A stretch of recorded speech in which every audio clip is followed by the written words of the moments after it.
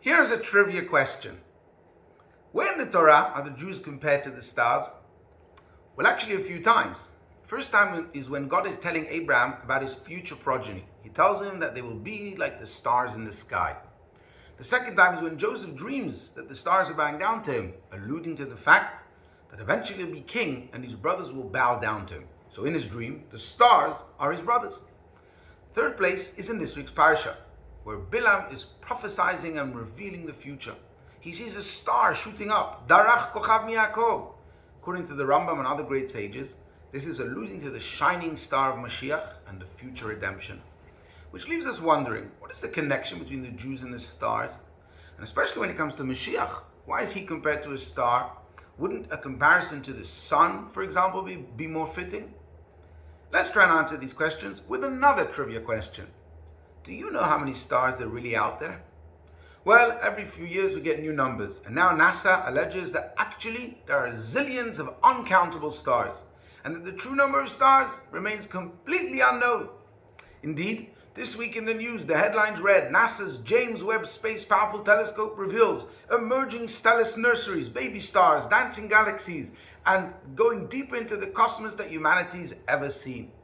But let me share with you that long before NASA, the Talmud in Brachot mentions a complicated math calculation of how many stars are in the sky, which results with a long number of about 18 zeros. I find it fascinating because without using a telescope, the naked eye can observe between 3,000 to 5,000 stars. Yet the Talmud knew over 2,000 years ago, without telescopes, this extraordinary number. But here's the most important part, because the sages, at the end of their calculations in Brachot, they conclude with the following statement. God says, everything I created in the stars, I created for the Jewish people. But how is the vast number of the stars for the sake of the Jewish people? Perhaps what the sages are telling us is just like the stars are impossible to count and seem infinite, so too we Jews have the power of infinity. If we really want to achieve something, we'll be able to do so.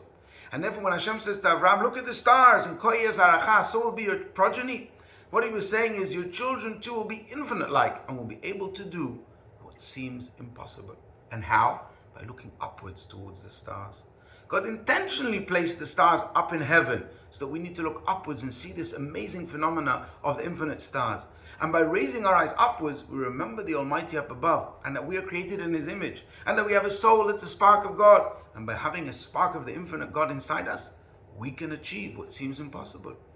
This is why at Parasha 2, Mashiach is compared to a star. Because when preparing the world for Mashiach, we need to have this attitude. We must know that like the stars, we can achieve infinite amount of success. We can achieve the most amazing results if we just believe in our infinite potential.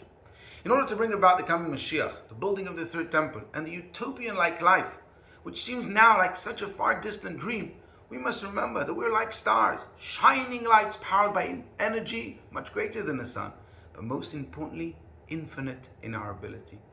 As General Montgomery once said, the difficult we do immediately, the impossible takes a little longer. Or as our rabbi said, En davar haomed b'fnei haratzon, nothing stands in the way of sheer willpower. Is it by chance that NASA announces the discovery of new galaxies and how the amount of stars is infinite on the same week that we read in the Torah about the star of Mashiach and the infinite blessings he will bring about? I doubt it. Shabbat Shalom.